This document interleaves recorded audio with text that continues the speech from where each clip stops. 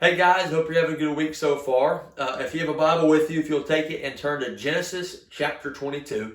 And what I want to do is just kind of give you an overview of the chapter and kind of pick up on a few key little elements that we can learn from today. This chapter is about the sacrifice of Isaac by his father Abraham. Now, Abraham had waited many years to be able to have his son Isaac, to be able to have a son that he could pass his inheritance and pass everything down to him as he was next in line. So, in a sense, because Abraham had waited a significantly long time, he's about 100 years old, this was the most prized possession that he had. His only son, and he would do anything to protect it. Yet, the Lord one day confronts Abraham and basically appears to him and says, Abraham. And Abraham says, here I am. In verse 2, he says, take your son, your only son Isaac, whom you love, and go to the land of Moriah and offer him there as a burnt offering on one of the mountains that I will tell you about.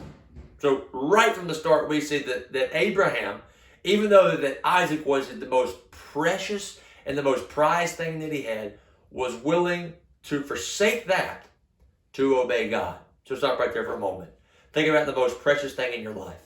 Think about how much you love that person, or maybe if it's a thing, how much you treasure it, right?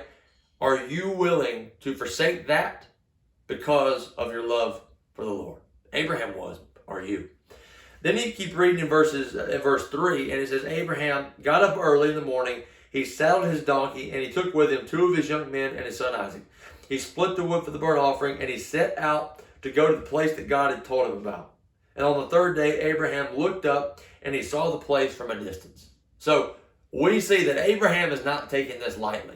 He is up early in the morning and he is doing his due diligence to prepare for what God has for him. It was at least a 3-day journey because he had been traveling 3 days to get there, and he finally looks out in the distance and he sees the mountain range. Abraham was a guy that was willing to put the time, the energy, and the effort in to prepare for what God had for him.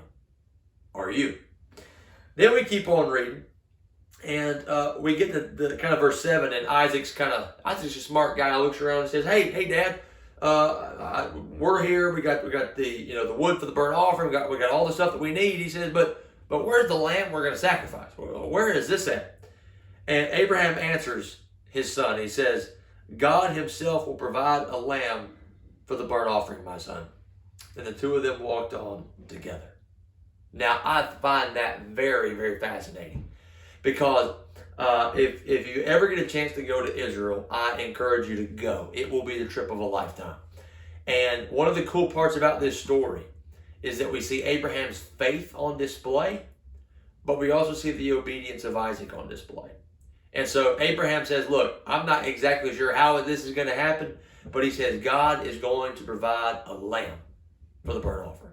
Now, if you know the rest of the story, you know that he basically says, Isaac eventually figures it out. Isaac, he allows his dad to tie him up. He's bound upon the altar. He takes the knife and he's about to take it to his own son's throat when the angel of the Lord stops him, dead in his tracks.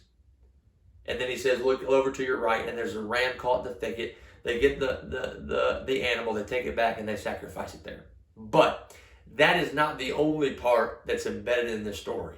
You see, if you go back to what I just read in verse 8 about God providing a lamb, well, if you know anything about Israel, what you'll find is that Mount Moriah was the mountain range that was right outside the city of Jerusalem in that day.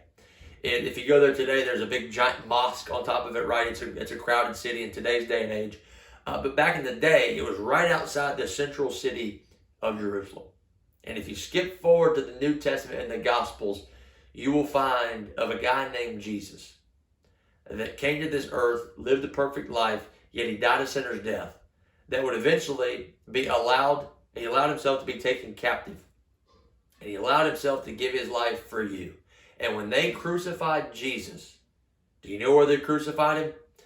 They crucified him on the mountain range of Mount Moriah, right outside the city walls of Jerusalem. So, what does that tell us? that not only did God provide a lamb that day for Abraham, God provided a lamb for you and me. He voluntarily laid down his life to take up the sins of the world upon himself so that anyone who calls on the name of the Lord shall be saved. We can be forgiven of our sins, and our lives can now be in the hands of a loving, sovereign God.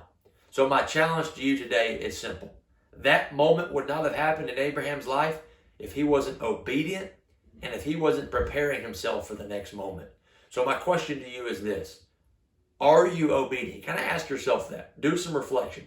Are you being obedient in every aspect, even with the most precious things in your life?